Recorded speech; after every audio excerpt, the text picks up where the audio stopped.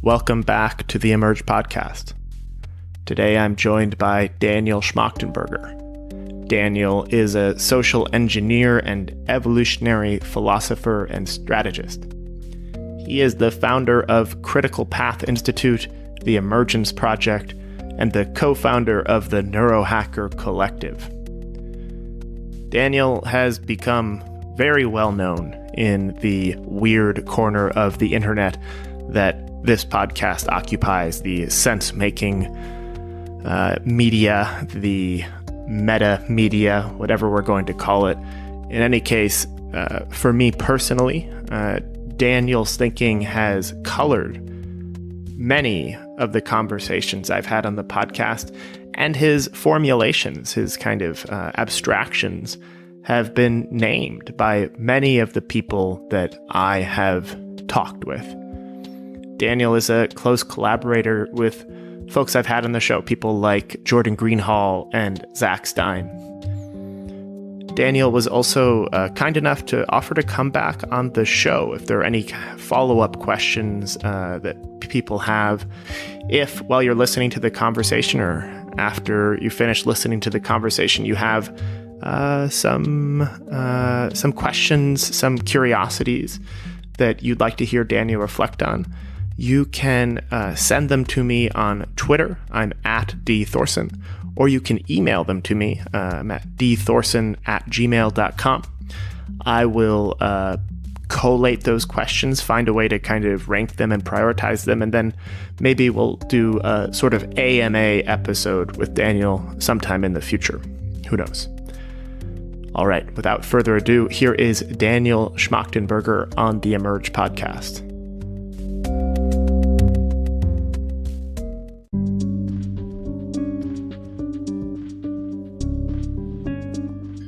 The Emerge podcast is proud to be sponsored by the Monastic Academy for the Preservation of Life on Earth. The Monastic Academy, located in Lowell, Vermont, is a training center dedicated to the amplification of human maturity in the age of the Anthropocene. The Academy trains its participants through a unique combination of rigorous contemplative training, project-based learning, and a disciplined commitment to ethical behavior, all held in the context of deep community. The Monastic Academy is currently accepting applications for the apprenticeship program. This program, lasting 2 or 3 months, includes silent retreats, daily meditation instruction, and regular authentic relating practices. This program is free. Other ways to participate include daily visits, week-long retreats, or, if you can work remotely, joining the Academy through the co-working program, allowing you to deepen your practice while keeping your job. For more information, you can go to www.monasticacademy.com. Welcome back to Emerge. Today on the show, I am very excited to welcome for the first time Daniel Schmachtenberger. Daniel, welcome to Emerge. Thanks for having me, Daniel. Happy to be here. Yeah, so your thinking and I guess what you've shared on the internet as you've been wrestling with our era has already flavored many of the conversations we've had on the show with people like Jordan Greenhall, Hansi Freinacht, Bonita Roy. You know, your thinking has in various ways informed those conversations. And so this conversation is going to assume some degree of background knowledge about your approach to the kinds of inquiries this show is all about: collapse, phase shift, human potential. Yeah, and to start off, I think I would love to hear your take on what I think of as the kind of current state of play. You know, my sense as an observer of culture is that things seem to be accelerating as they have, but there's a kind of like, I don't know, some sort of point that's been reached, pivot point or something. You know, collapse is puncturing the mainstream discourse. You can look at the New York Times article on the rebranding of the Pinkertons to be kind of like post-collapse militia. You can look at Jem Bendel's deep adaptation paper getting just more attention than like any other academic paper that gets published, and it wasn't even published, it was just put on the internet. Or the fact that Extinction Rebellion is gathering so much steam. And I'm curious, like, what are you seeing now? And if there's anything that has changed in your models or expectations or sense of how collapse or phase shift will unfold.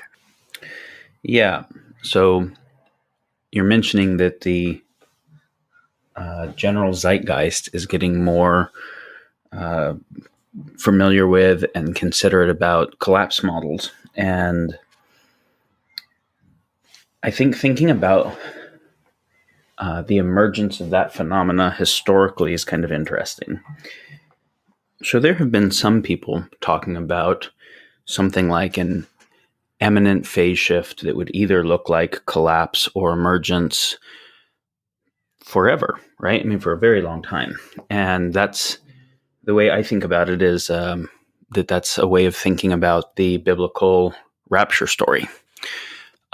It's a way of being able to interpret the end of the Mayan calendar or the end of Kali Yuga and the beginning of Satyuga in the Hindu system, is that the idea that we're in a time that doesn't continue the way that this time has been unfolding, and that at a certain point there's something like a hard fork. We can see that being a pretty old idea, right? Yeah. And kind of the way I think about that, and I'm thinking about it metaphorically, I don't know what the actual history was, but let's imagine that we're thinking about kind of the rapture story from Christian and, even earlier Jewish kind of thinking. So if we were people like you and I having a conversation like this, where we're thinking about the future during the Bronze Age, and we're noticing that as we've continued to develop more powerful technology, we have developed more powerful technology of warfare. So, as soon as we get arrows, and then as soon as we get arrows that can pierce armor and, armor and all those things, that there's an escalation of military capacity on all sides, and we can kill a lot more people from further distances than the records of previous warfare. And it's pretty clear that we're going to keep developing more projectile capacity, and, we're going to get catapults and then cannons and whatever. And we're also developing technology for accumulation, being able to store resources so that there's more of an orientation to accumulate surplus and the ability to extract resources, everything from, better saws to take trees down, and better fishing technology to, smithing technology.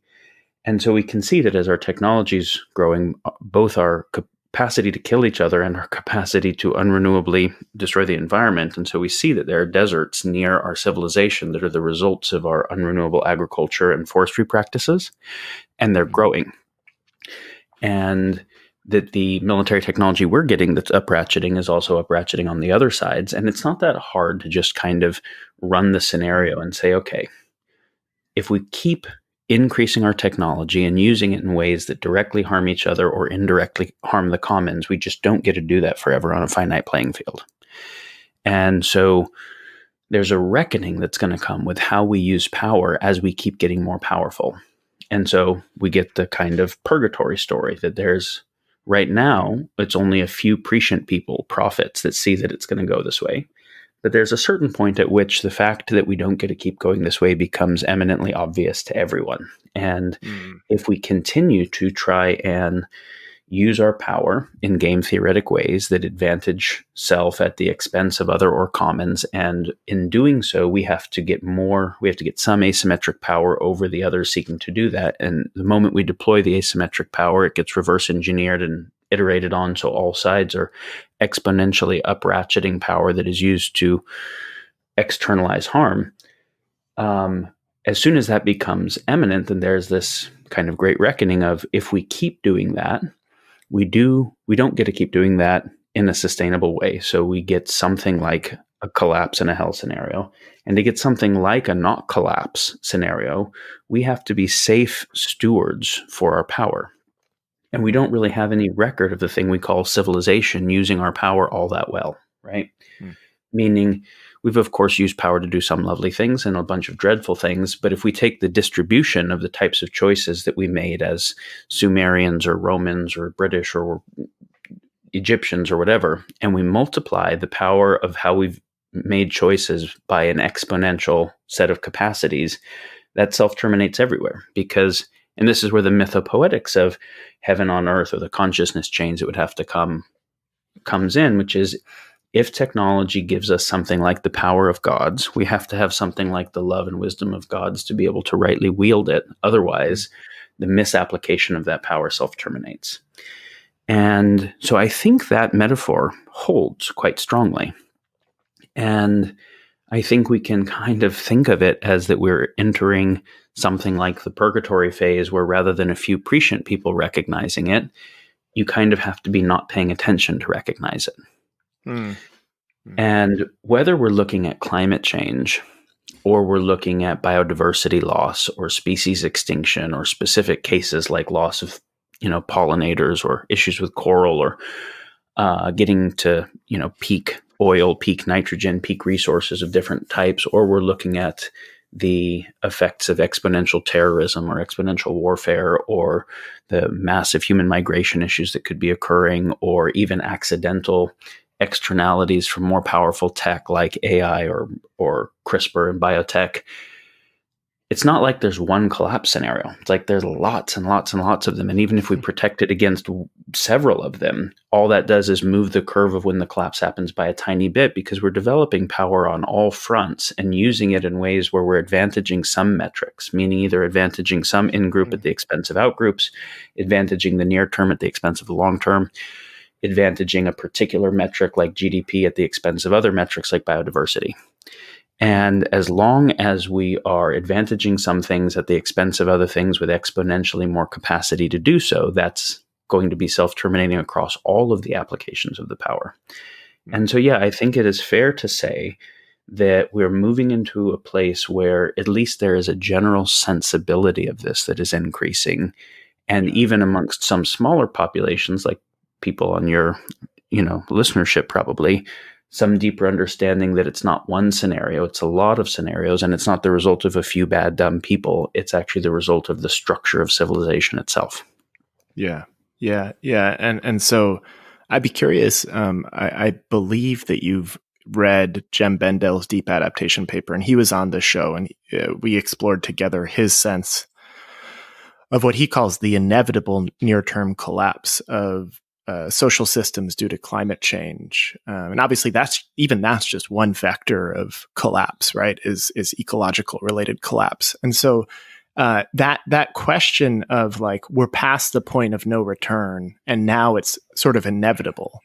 A lot of people I hear are looking at this situation that way, that we're kind of past this point of no return. How do you relate to that possibility? Is that something you're tracking? And like, do you agree with that? Yeah, I'm curious what your thoughts are. I think that we're past the point of no return in terms of that the type of world order that we have and the underlying civilization architectures are definitely going to collapse. That doesn't mean that the biosphere and our species has to collapse with it. It just means that if our species is going to not collapse with it, it has to figure out new systems for mediating itself, right?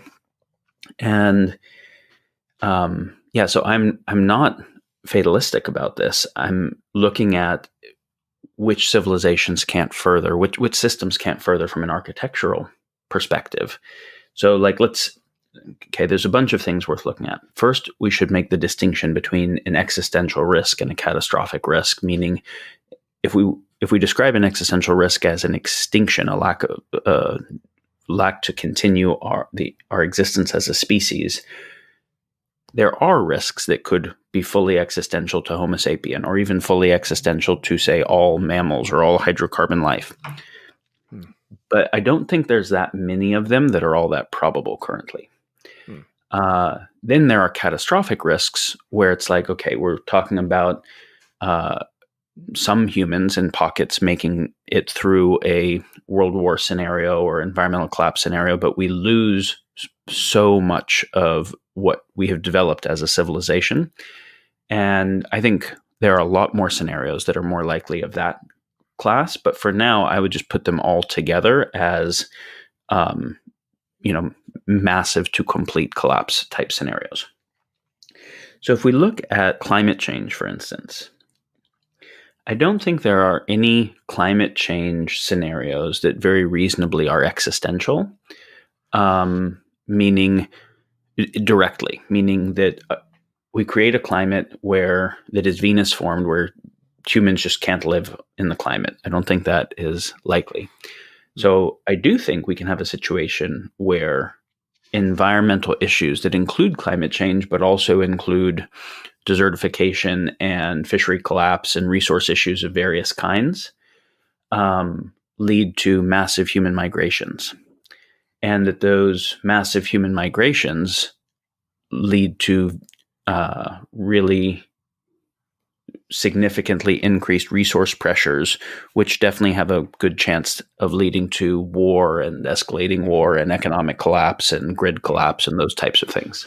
Yeah. And so, in the Future Thinkers podcasts, it's really important to listen to. It's one of the most important podcasts I think I've ever heard, in my estimation. And in that podcast, you talk about this idea of scaled interpersonal coherence as being a kind of solution to the current problem set or problematic architecture of our civilization.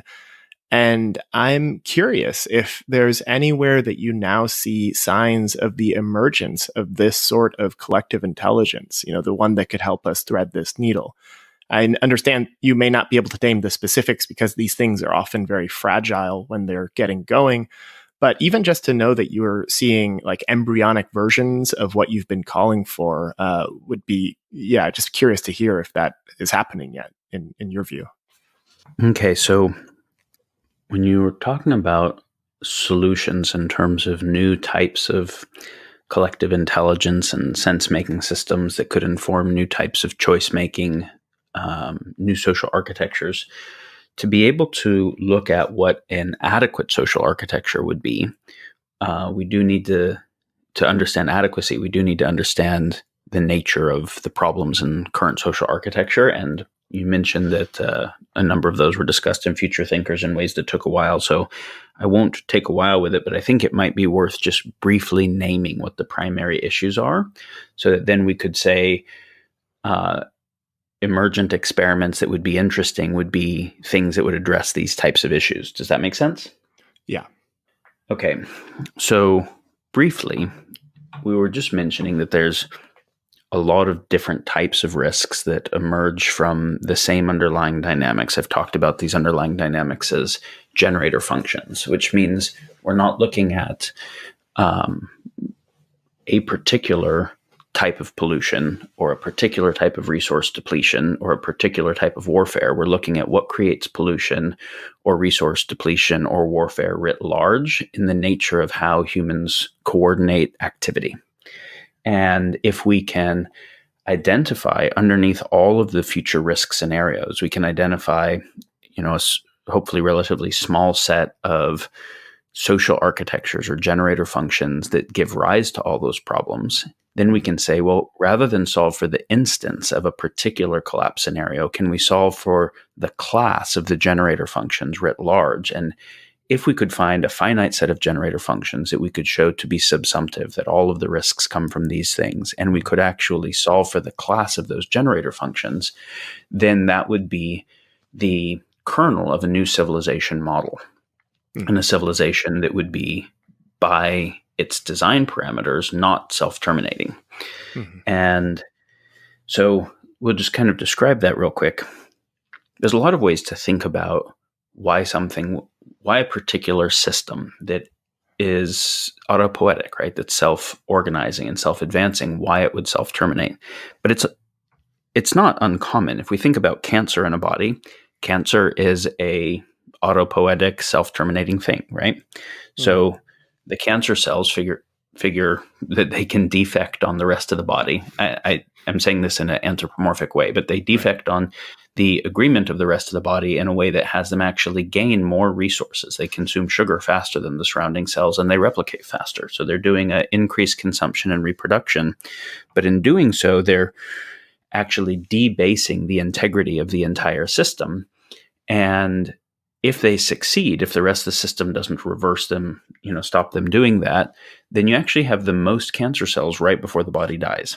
And then they all die. And so as they are in the short term advancing what it seems like is their mission, they are also debasing the substrate upon which they depend. And because the cancer cells emerge out of a healthy body that can live for a lot longer than a cancerous body can. And so in general, we can say that if you have any system that emerges out of a base layer, a more fundamental layer, if that emergent layer debases the layer that it emerges out of and depends upon, that system's going to self-terminate eventually, right? You can't debase your own substrate sustainably. Right. Well, we can see that nature gives rise to humans. We see that humans give rise to technology, and then humans use the tech to kill each other, debase nature, and make better tech to do both of those things. That's an unstable scenario. And so if we want to have stability of creatures that have the amount of power that technology enables us to have that is totally unprecedented in the rest of life, then if nature gives rise to humans and humans give rise to tech, the tech has to be in service to the actual resilience of nature so that there is a closed resiliency loop. Well, building technology and infrastructure with the goal of increasing the orderly complexity and the metastability and anti-fragility of nature itself is not something we've really ever done, but it's something we obviously have to do, right? And so we can start thinking about what currently is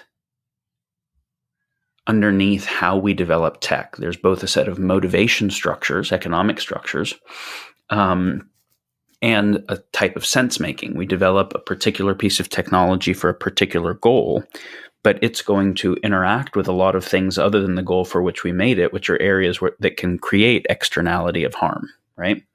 So there's both a change of the motivation of how we do technology, the comprehensivity of it, the nature of the sense-making process that would have to change for us to be able to do tech properly. So thinking about a civilization that is debasing its own substrate, self-terminating, is just so people kind of get a sense of why self-termination, would happen in that way.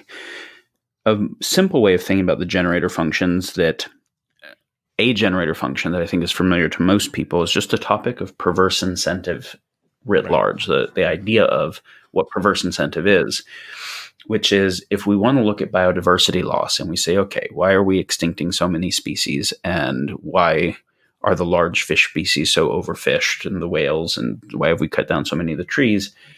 As soon as we have a system where the trees are worth more dead as lumber than they are alive, or the fish are worth more dead than they are swimming in the ocean, and war raises GDP and is more profitable than peace, and sick people are more profitable than healthy people, then, and on, underneath all of those problems is a perverse incentive complex where someone has a lot more incentive to cause a problem than they do to not cause a problem, right?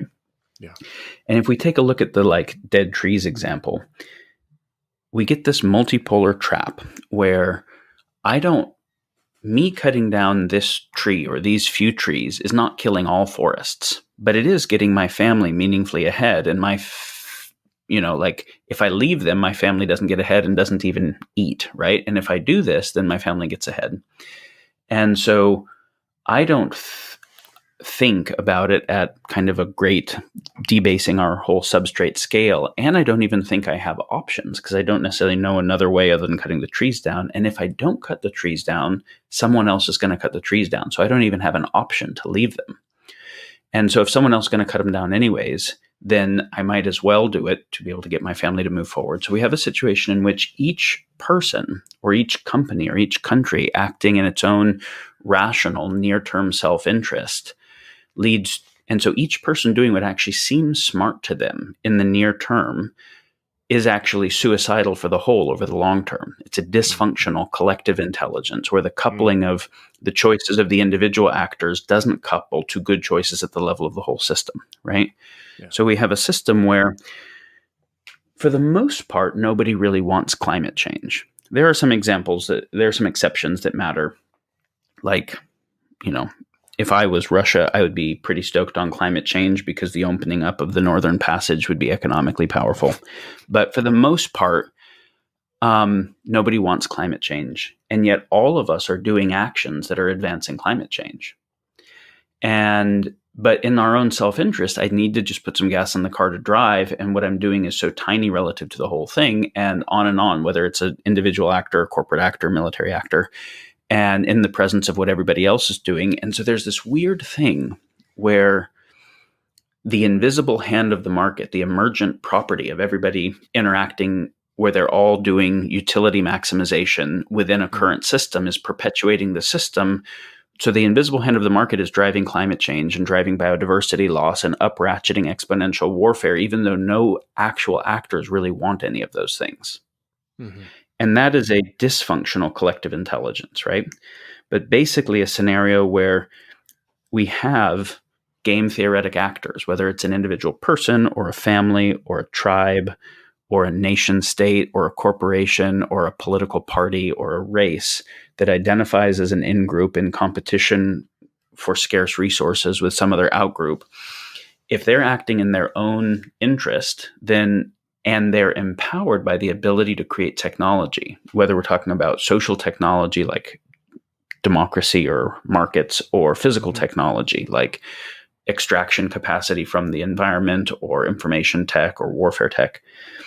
The difference between humans and all the rest of animals in nature in this way, because obviously in nature there's a lot of cooperation, there's a lot of symbiosis, but there's also competition and there are rivalrous dynamics. And we might see two animals of the same species actually competing over reproductive opportunity in a rivalrous way, and even in a zero-sum way. And we might see a predator and prey in a zero-sum dynamic, one specific predator hunting one prey animal.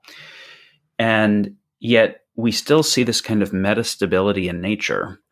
And so we take this idea that, hey, the lion's chasing the gazelle eat the slow gazelle. They don't catch the fast one. So then the fastest of the gazelles are the ones that reproduce, and the gazelles get faster as a result of what the lions are doing. So, hey, this rivalry is actually good. The competition drives innovation.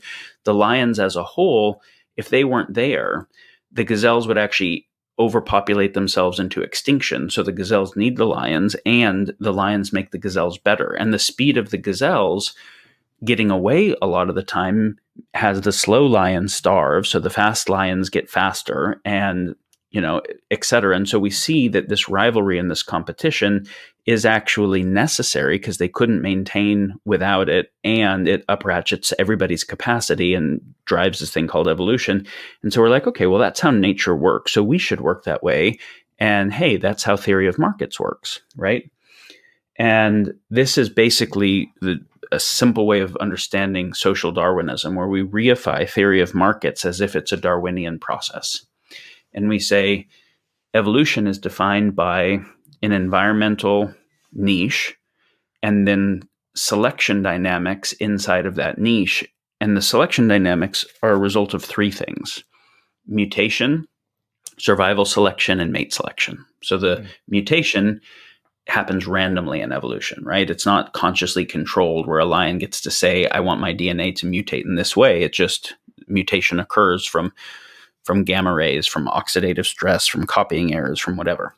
Mm-hmm. And so some mutations lead to a slightly longer neck. And if that is advantageous because there are leaves up high that aren't being eaten, and a couple that have a similar mutation breed together, that moves in a direction towards giraffes, right?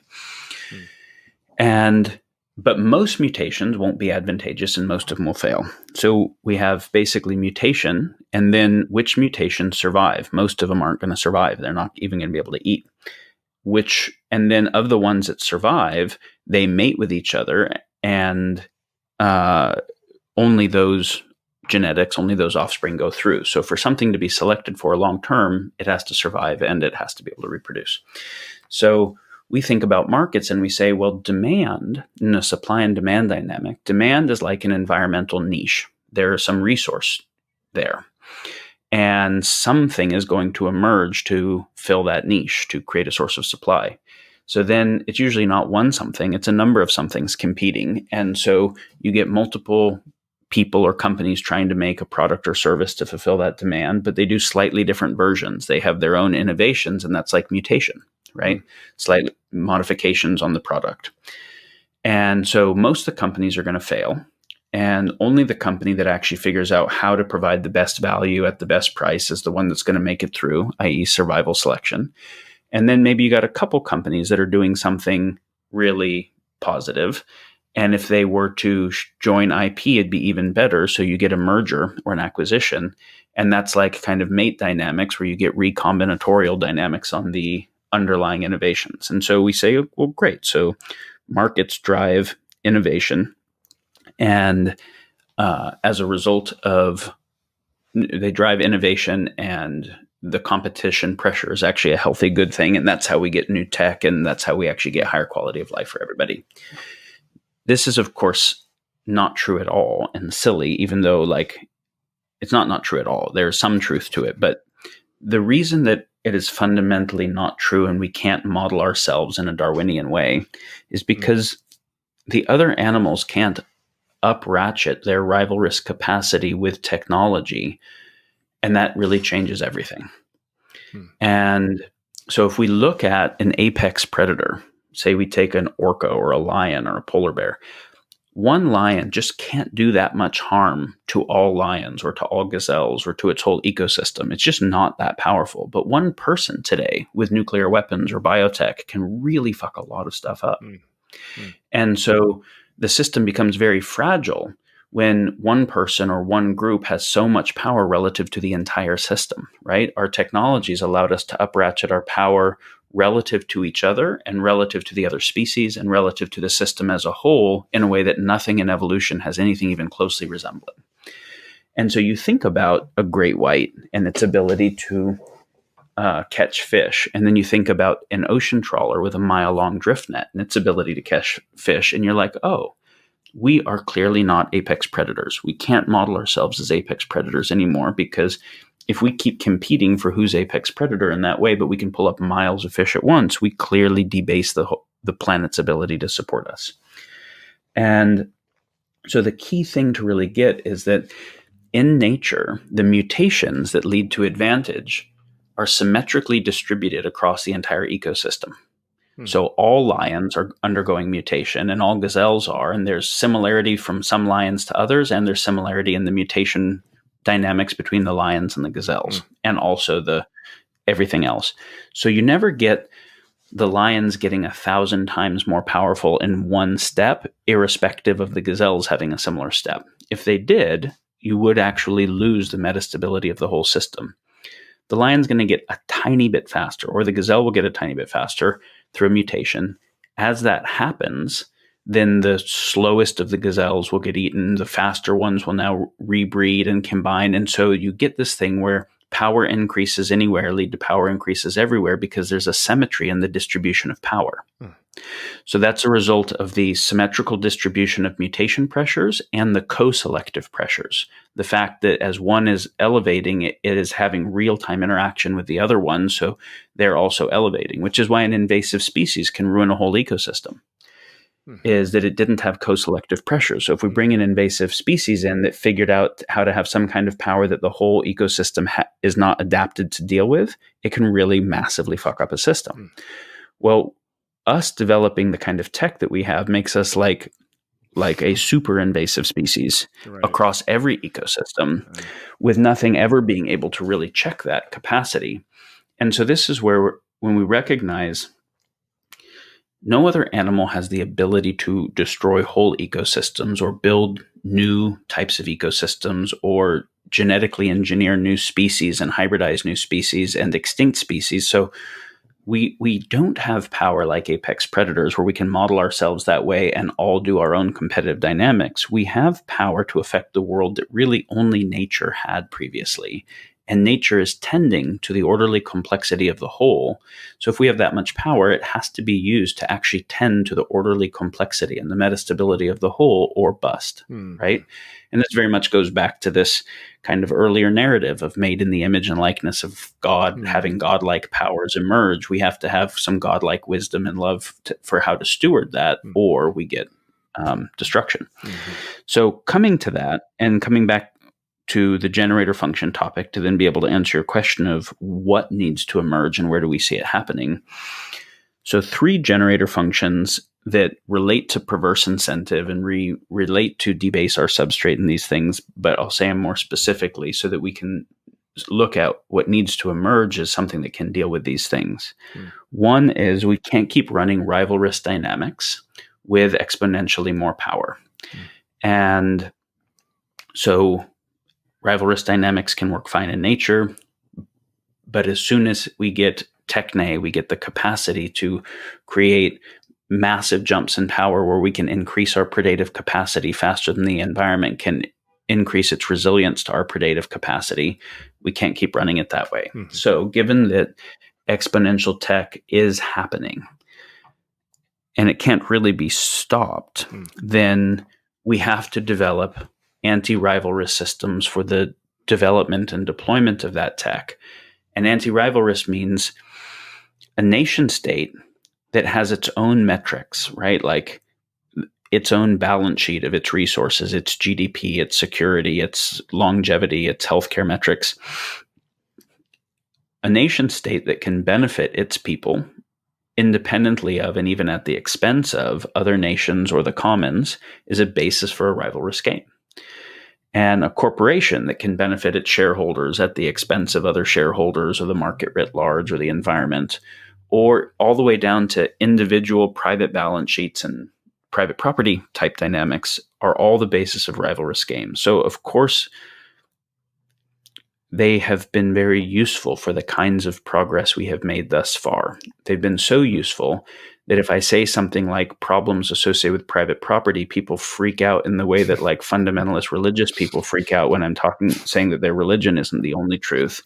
They freak out because they assume that what I want is Stalin's idea to be instantiated, right? And that we want some dreadful thing called Marxism that was already figured out to be not true. And so it's important that we recognize that if we don't understand the nature of the problem well, we can't solve it. If we do understand the nature of the problem well, we might be able to come up with solutions that we've never tried before. Of course, we're not going to suggest previous systems that also sucked. We're going to suggest systems that we haven't done yet that involve new insights and new capacities, but we've got to even define the problem well to know what we're trying to solve.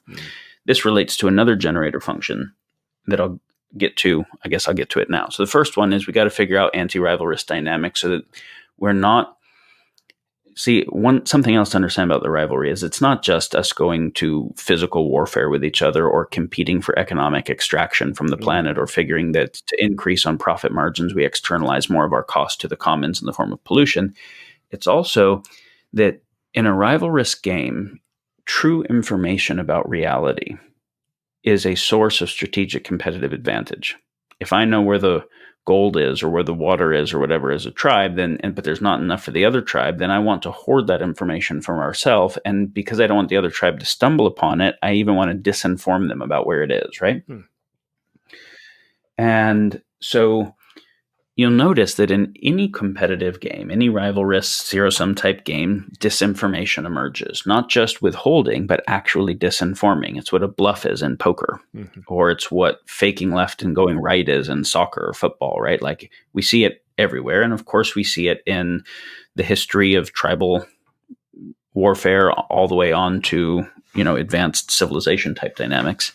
But the problem is in rivalrous games, multiplied by a world with exponential information technology, we get exponential disinformation capacity, meaning that we can have a Facebook feed that ends up having an AI algorithm that optimizes it for stickiness for you, which means whatever hijacks your limbic system the most, which means whatever version of information ends up appealing to your in-group dynamics and your biases and your fear and susceptibility and like that, and totally independent of actual good information. And so if we think about the world today from the point of view of the damage not just to the physical commons, but to the epistemic commons, because there's incentive to have disinformation. Well, how the fuck can we solve any problems if we don't even know what the problems are? Because the epistemic commons is so destroyed that nobody has sense making. How do you do good choice making without sense making? Well, you don't, right? And so if we ask, well, how long do we have before the coral die off? What will the effect of the coral dying off be? Will they all die off, or will thermally resistant species emerge? Are they dying off mostly from temperature, or from pH change, from carbonic acid, or from nitrogen effluent affecting the phosphorus cycle, or from trophic cascades, from a loss of the large fish and whale species? So how do we deal with that thing? Why was North Korea about to be in nuclear war with us a year ago, and now everything is fine for the first time since the 70s? What the fuck happened? Did they really have tactical nuclear capabilities? How much stuff really leaked out of Fukushima? Is Fukushima solved now? What is the real risk with AI? Elon says it's too late. Bill Gates says there's no risk at all. What we find is that on the most concerning issues in the world, that are the most pertinent to the continuation of life on Earth, everybody gives up on sense making or defects to believing what their in-group believes because it's too fucking hard to actually figure stuff out. And when I say defect, I mean defects on their own sense making.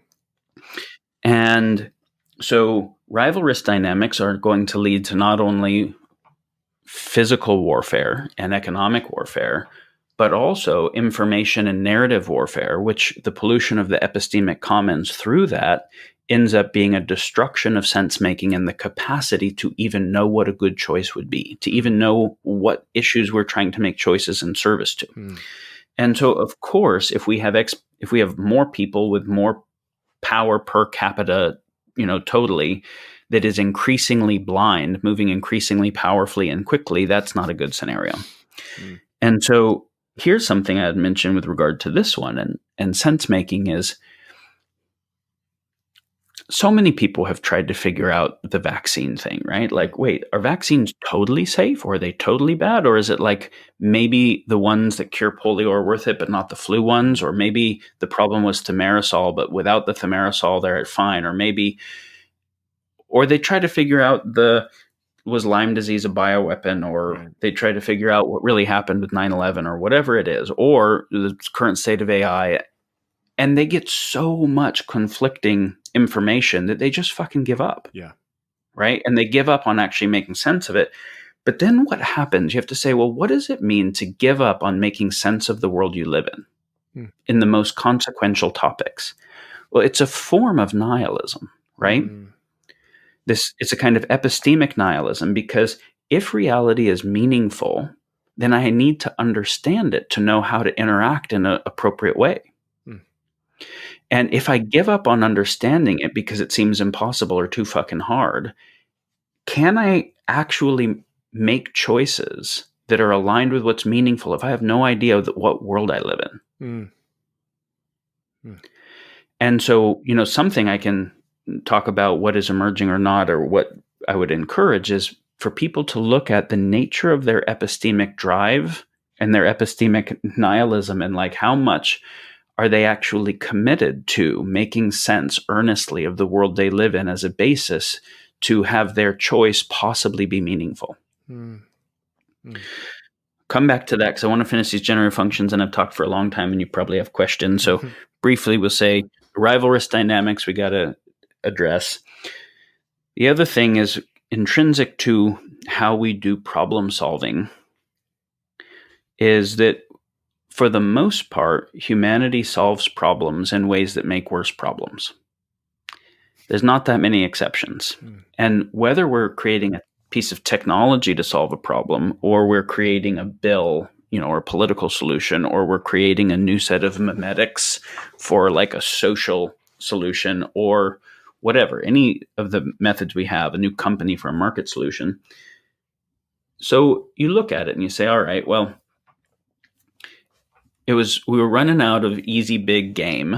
And so there was a problem of feeding enough people and whatever. So we figured out the plow. Well, the plow was awesome for us, but it was also the beginning of massive desertification and having enough surplus that war was really advantageous for other people to come capture our surplus, and the beginning of the types of animal husbandry that led to so many of the problems in the world, and actually the beginning of certain types of fundamental patriarchies. And we're like, wow, a lot of things got fucked up by the nature of how we did the plow thing. And if we, all the way back to stone tools, if we hadn't got stone tools, there'd be no environmental issues, right? Like we wouldn't have went and became the apex predator in every environment and started extincting earlier species. If we hadn't got the wheel, we come to modern time, we say, all right, we have, I think this example is funny, but it's actually a good one. The internal combustion engine to be able to make the automobile was super helpful for us. We could travel further, faster, easier than we could by horse and carriage by a lot. And we were trying to solve the problem of the limitation of horses, that we had to feed them, that they shit all over the place, those types of things. And so the internal combustion engine solved the horse shit problem, right? London was covered in horse shit and the other associated horse difficulties. And that's awesome. And we all like the quality of life associated with cars. But then we look at the proliferation of internal combustion engines that left cars and also went into tanks and trucks and ships and whatever. And we recognize that all of the oil spills in the Amazon and the Valdez and the, Gulf and whatever, and all the wars over oil and the destabilization of the Middle East forever, and all of the global economy based on the US petrodollar and climate change itself, and all of those issues are the result of the success of solving the horseshit problem. And because what happens is, for us to solve a problem, we define the problem in a narrow way, right? The narrow problem is defined in 1 or 2 or 5 metrics. So we want the carriages to be able to go faster without the limitation of horses or something, right? And so we're working on a solution to that narrowly defined problem, but the solution we create is going to interact with the complexity of the actual world in a lot of metrics that weren't part of what we were designing to optimize. And so we didn't say also in as environmentally sustainable way that doesn't create oil spills and wars over oil. And, we weren't factoring those things. But for the solution to really be a solution to a problem, it has to be larger than the problem. It has to be able to overtake the problem. Mm-hmm. And if it does overtake the problem, mm-hmm. and it solves certain definitions of the problem, narrow definitions, but that it interacts with the complex world where it ends up externalizing harm in other areas, but it's larger than the original problem was, those places where it externalizes harm will probably be larger or more complex. Mm-hmm. And another way of saying it is just as humans develop more power, we are just shitty users of power currently, right? So that's coming back to the rivalrous thing, but it's also coming back to the even not rivalrous, just we aren't sense-making well enough to say, if we're making a new piece of tech, are we making something that, even if we weren't doing it for a rivalrous purpose, isn't going to externalize harm because we're being adequately considerate of not just defining the problem in a narrow way, but defining the problem embedding space where we can make sure that our solution doesn't cause worse problems.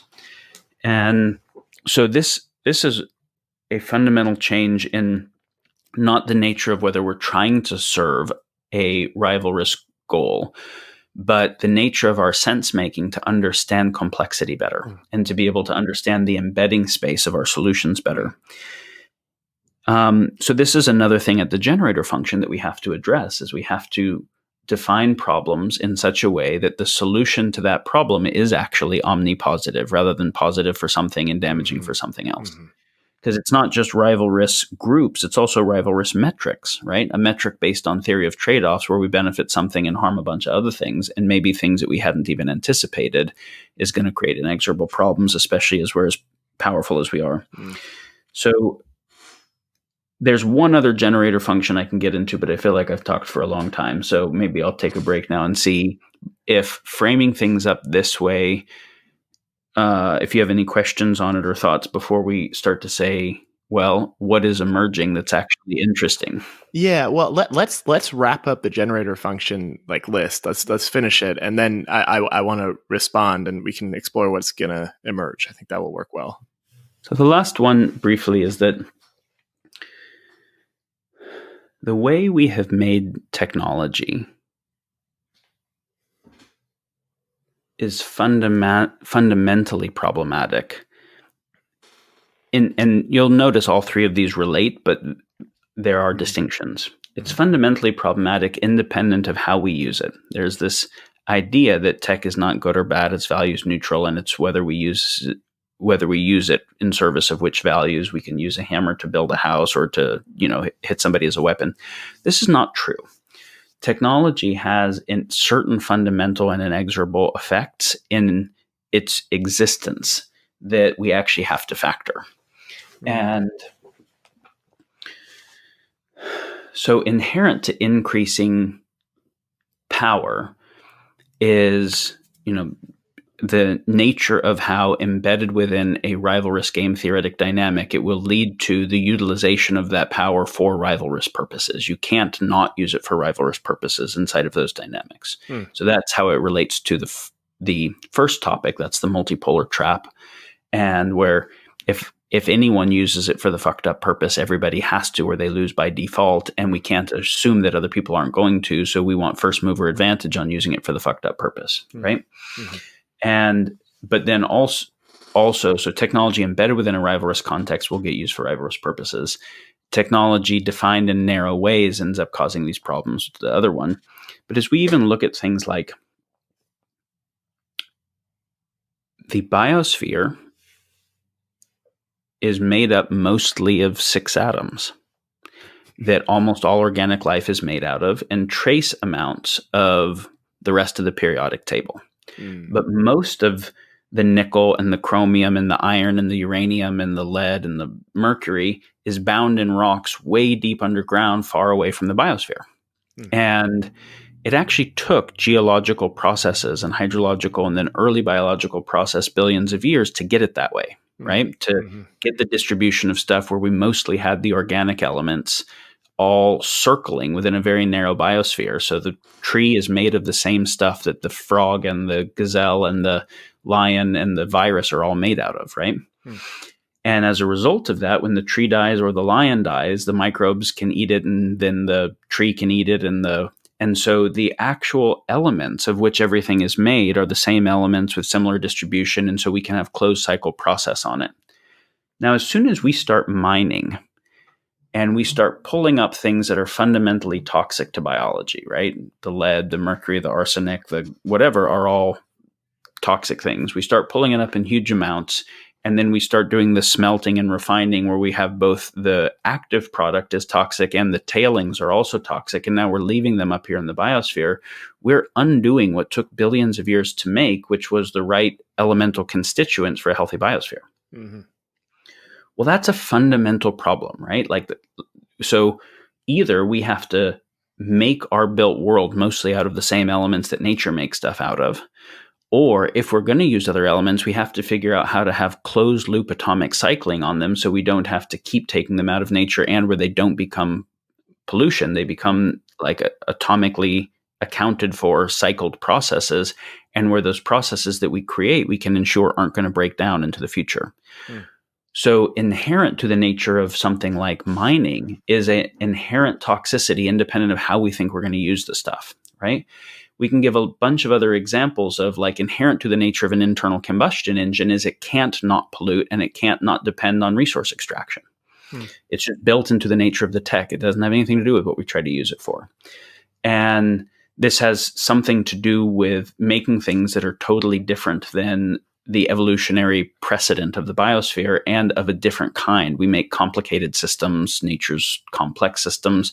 Also, the interface between the complicated and complex is that the complex is anti-fragile. You burn a forest, it regrows. The complicated stuff that we build is fragile. You burn a house down, it doesn't regrow. And so as we are killing more and more of the anti-fragility of nature and converting it into the complicatedness of the human-built world, we're decreasing the anti-fragility of the biosphere and making an increasingly fragile human-built sphere. That's also a collapse scenario. So this doesn't mean we aren't going to have tech, but it means we have to think about it fundamentally differently. We have to think about it in a much more considerate, holistic way, where we're thinking about what is intrinsically the entire effect across the entire supply chain of effect of the development of this tech, not just the really obvious effect of how I utilize it. And so again, this requires a different level of both motive and sense-making capacity to be able to develop it rightly.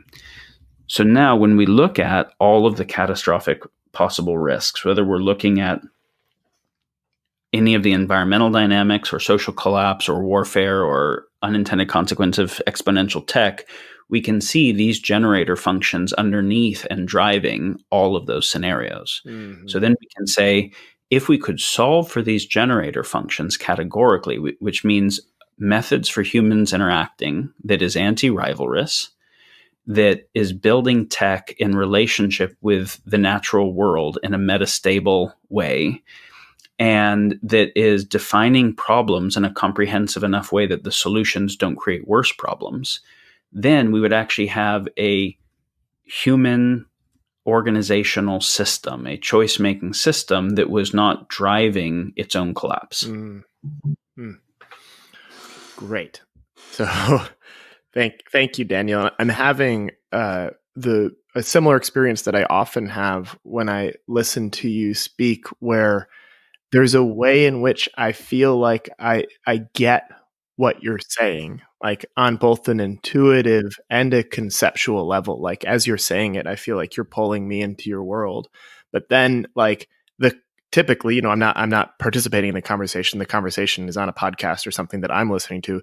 The conversation then ends, and I feel like, oh shit, I like understand the problem real well now. And I see like how big and how deep it is for the first time again. Every time I listen to you speak, it's like it onboards this way of seeing again. And it's just like, I almost don't know what to do with that. And there's actually a sense of, in me often, of like helplessness, because now I see the problem and how big it is, how vast it is, and how like deeply it's encoded into the structure of both the system that I live in, like my civilization, and even my own consciousness. But then like the work of just even reformatting my own consciousness is like real hard. And then I think, oh, and we have to do this for a lot of people, and then we also have to do it for all the systems up and down the stack. And I'm like, whoa, that's and I guess what comes from that is, I feel like you're in a kind of unique position, and I almost just want to ask you, like, before we get into what you're seeing that's emerging, it's like, are you optimistic that we're going to be able to like do this? Yeah. So most of us have a kind of learned helplessness, right? Where we really want to help the homeless person that we're walking past. We really actually don't feel good about our busyness to get to something that doesn't matter that much, having us walk past another human that's actually really hurting. And yet there's so many homeless people, and we could spend our whole life doing it that way and not really touch it. And that's just one tiny issue. And there's a learned helplessness where I don't feel like I can keep caring. In the same way, if I can't act on the care, it's too devastating. And so I start putting blinders on and I start numbing in a particular way, because I can only care about stuff I can do stuff about. And it seems like I can do so both my impossibility to respond and my impossibility to even make sense of adequately. Well, my impossibility to respond will have me turn sense making off. Also, and care off. My inability to even make sense of things will have me turn care off. And so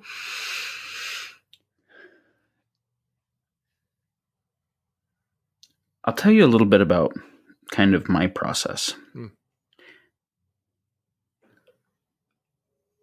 I'm sharing some things that I've come to understand, or how I see things, as a result of a somewhat long curve of really trying to make sense of what the problems are in the world.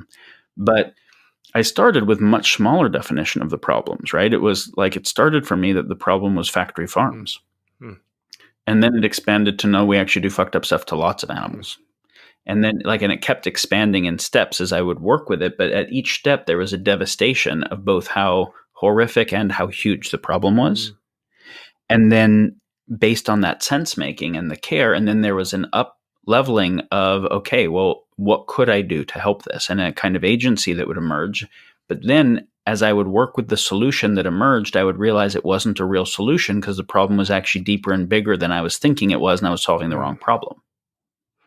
So, okay, we're going to work and put the fences around the elephant preserve so the poachers can't get to them to protect the elephants.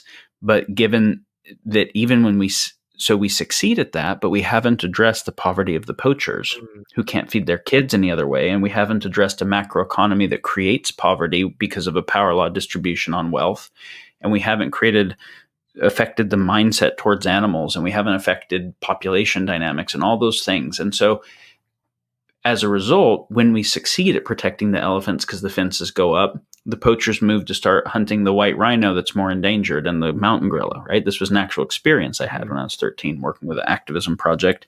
And I'm like, wow, the best solution, because it didn't understand the problem well enough, actually made a worse problem. It moved the harm to a more sensitive area. So then understand a larger definition of the problem and then try to work on a solution there, and that would happen again. And so then that took me on a process to kind of the maximum abstraction of generator functions of all the things, right?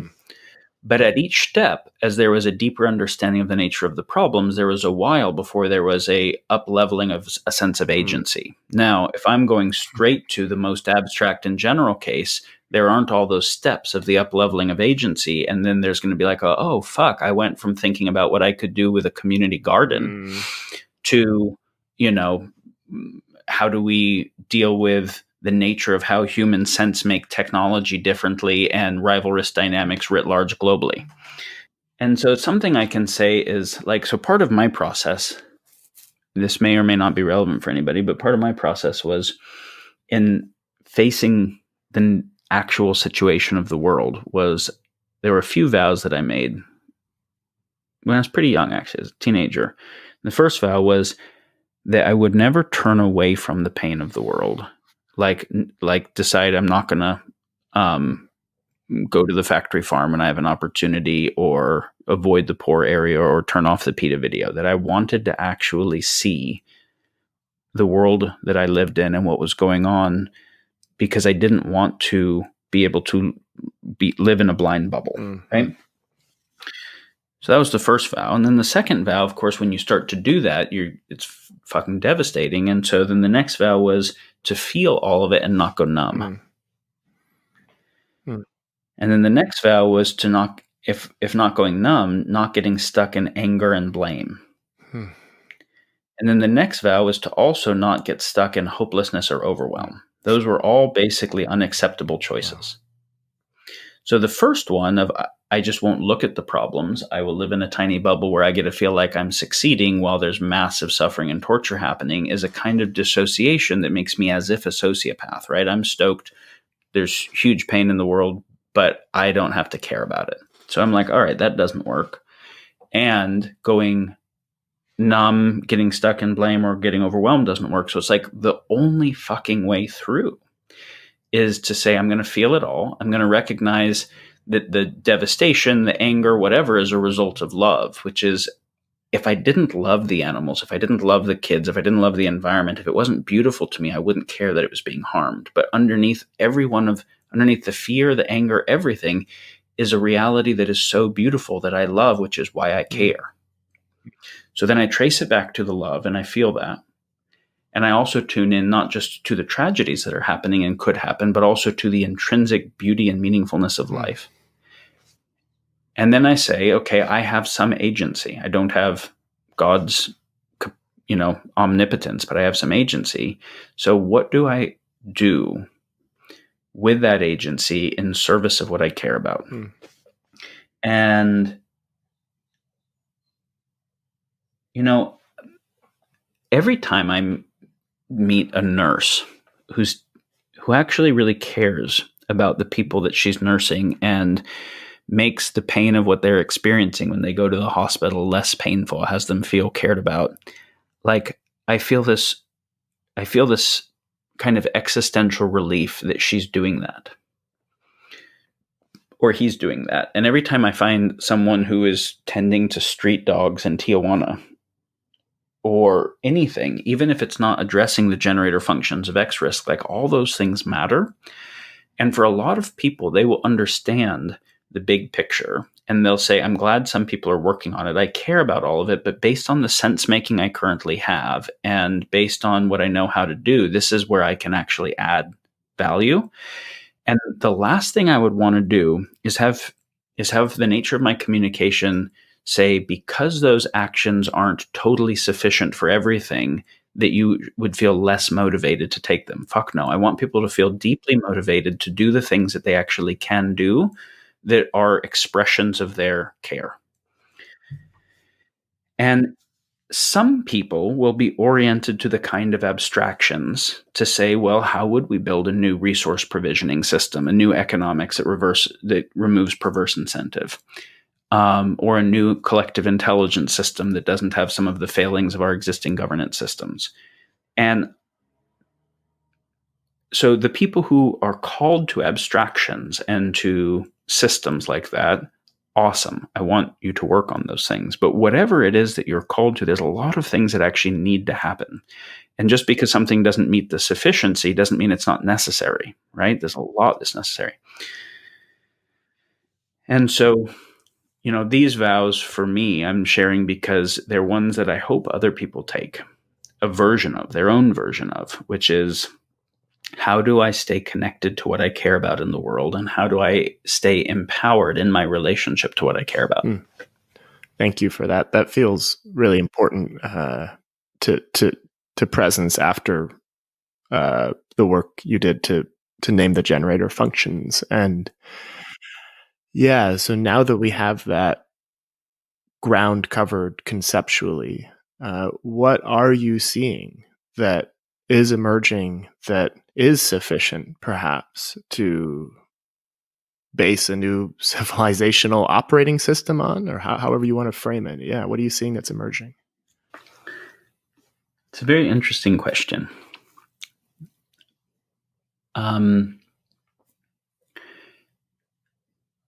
In terms of things that are seeable, there's nothing that maps to sufficiency yet. That doesn't mean there isn't progress.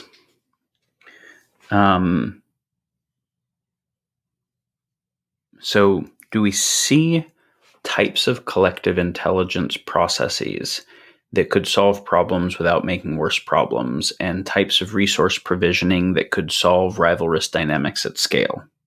No, not yet. Do we at least see more people understanding some of these dynamics and taking them seriously in a way they hadn't? Yes. That's one thing that's emerging, is actually just even a higher level of conversation and consideration, which is always going to precede the ability to address the things emerging in that conversation. Now, if we look at things like DAO stack or backfeed, that's working on kind of DAO-based governance structures, or Holochain, or other of the groups that are kind of at the front end of the decentralized computing, decentralized governance process, that are working on better systems of governance and collective intelligence. Do they map to sufficient yet? No. Are they making progress that is actually meaningful over previous systems? Yes. So that's an example of some spaces that are interesting. As we see more groups starting to explore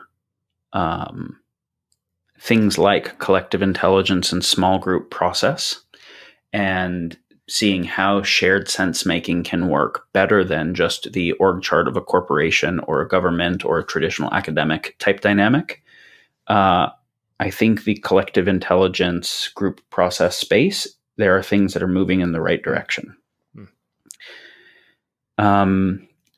it's interesting on the topic of things like the work in psychology or psycho-spiritual development. Feels like it is both some of the most important and most problematic work happening. Because the software of rivalry is embedded in us, right? It's embedded in our psyche. And so as long as I've got underlying insecurities that I've been trained have to be resolved by getting other people's approval of me in relationship to being better on finite metrics than the other guy, then we just can't work with those types of people to make an effective collective intelligence very well. And trauma is autopoietic, right? The more traumatized I am, the more likely I am to behave in ways that will perpetuate trauma to myself and others. So trauma healing and actually dealing with the underlying bases of rivalrous conditioning in ourself and learning how to have more authentic and effective relationships and communication with other people. This is all super important. So that's all stuff I'm inspired by. I'll tell you the place where I'm concerned about it is where people actually get overwhelmed by the problems of the world. They seem too big, so they say, well, I'm just going to focus on my own healing, and the world will magically shift through the morphogenetic field change as our consciousness elevates. Or the right solutions will kind of magically emerge out of this. And it's actually a way of disconnecting from what they care about in the world and yet feeling some sense of soothing or agency.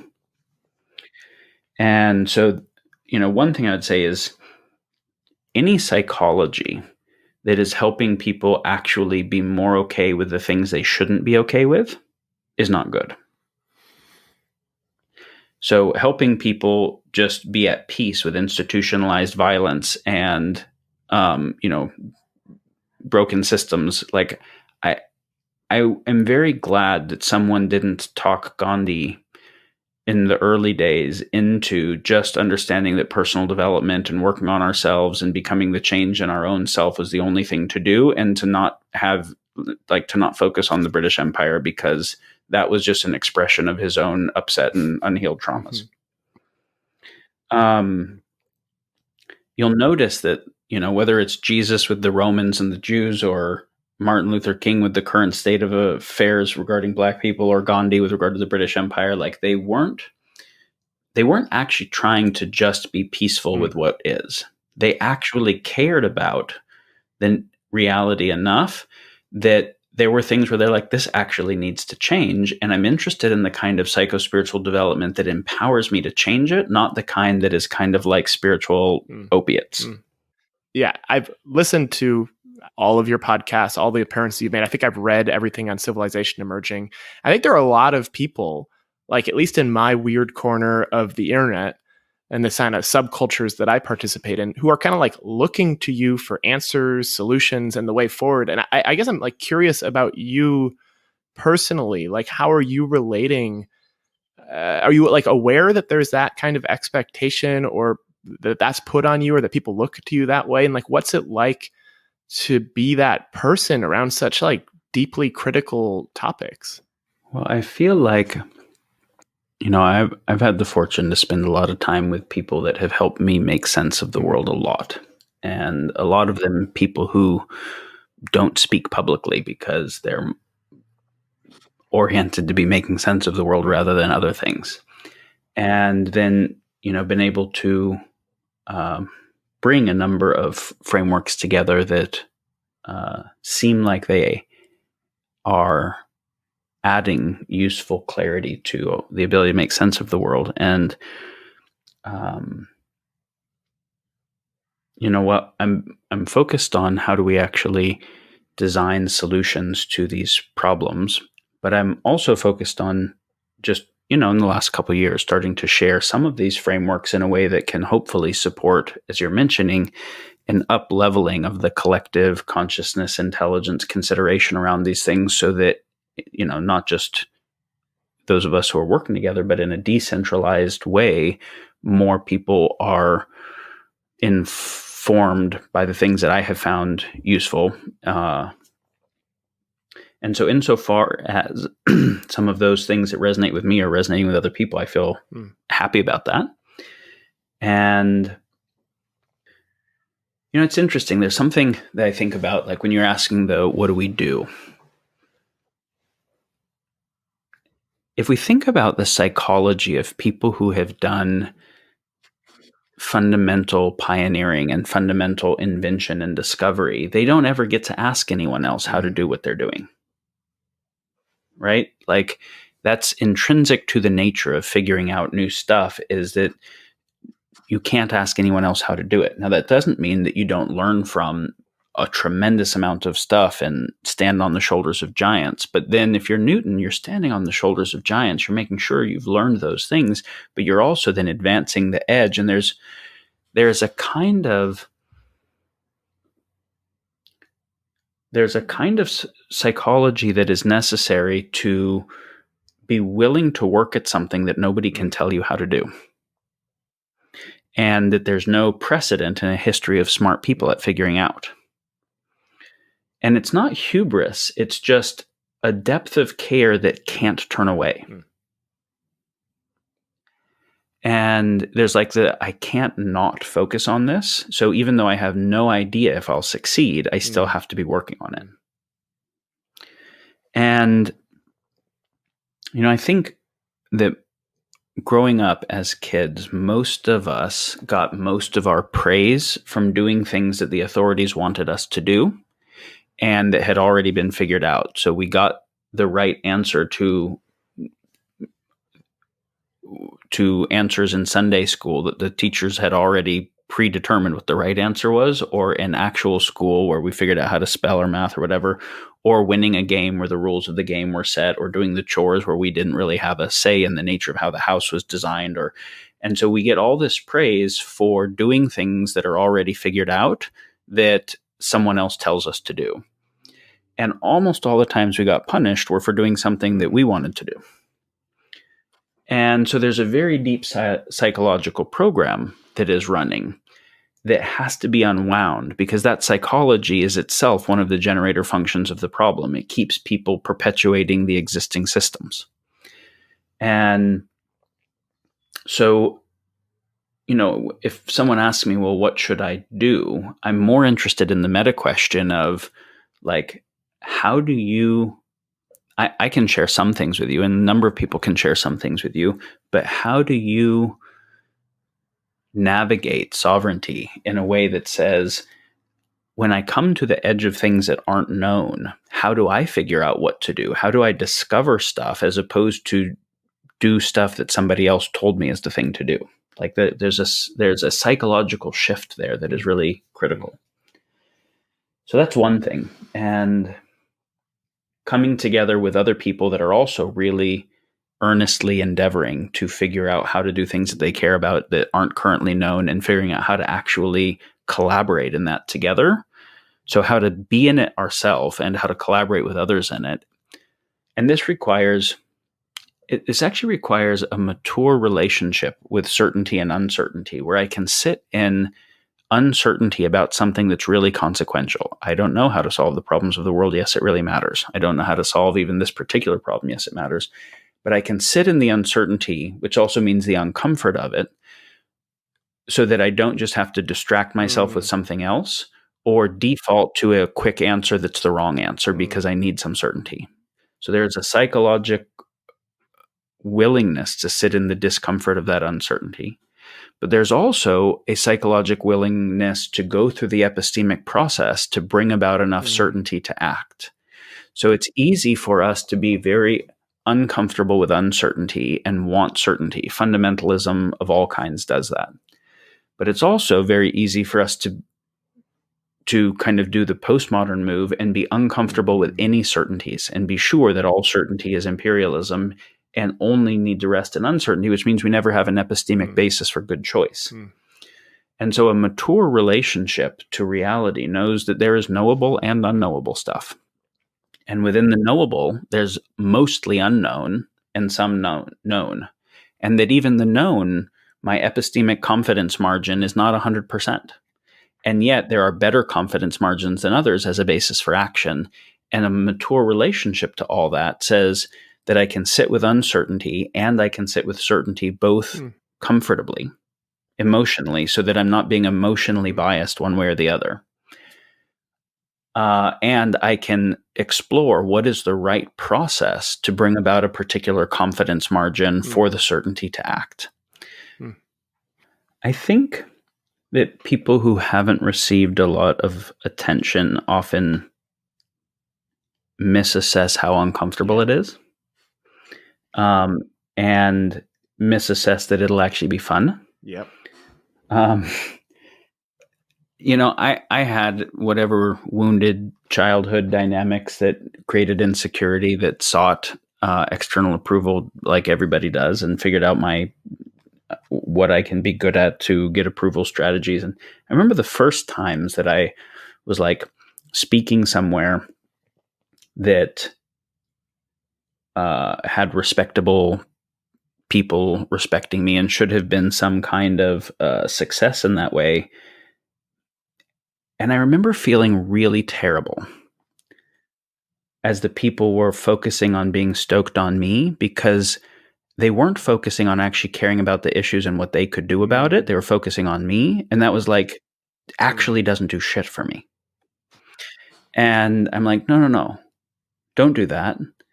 I'm talking about these issues because I care about them, hoping to connect to where you care about them. And I have any insights because I have to, because I care about them enough. I keep working on it. And I want to know how we can kind of collaborate together, but focusing on me in a way where you get to say like, oh, I'm glad he's working on that. Like that's actually dreadful. I